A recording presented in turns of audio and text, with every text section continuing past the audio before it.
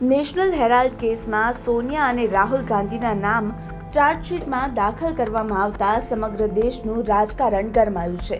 રાજ્યમાં ઠેર ઠેર વિરોધ પ્રદર્શન થઈ રહ્યા છે.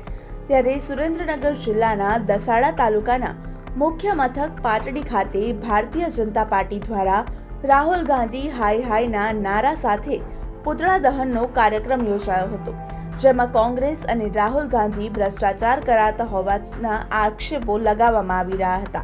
ત્યારે ભાજપના કાર્યકરો દ્વારા પૂતળું લઈને આવતા પાટડી પીઆઈ અર્જુનસિંહ સોલંકી દ્વારા અને તેમના સ્ટાફ દ્વારા પૂતળું આંચકી લેવાયું હતું, જેને ભાજપના આગેવાન દ્વારા પોલીસ પાસેથી ફરી લઈ લેવાયું અને થોડીવાર પછી લઈ લેજો તેમ જણાવવામાં આવ્યું હતું. ત્યારબાદ આ પૂતળાને 4 રસ્તે લઈ જવાતા પોલીસ દ્વારા પૂતળાને આંચકી લેવામાં આવ્યું હતું.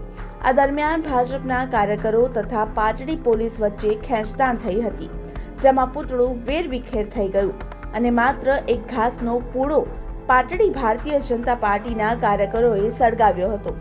સત્તાધારી પક્ષમાં હોવા છતાં અને મોટી સંખ્યામાં સમર્થકો હોવા છતાં પાટડી 4 રસ્તા ખાતે યોજાયેલા કાર્યક્રમમાં ગણતરીના જ કાર્યકરો જોવા મળ્યા હતા.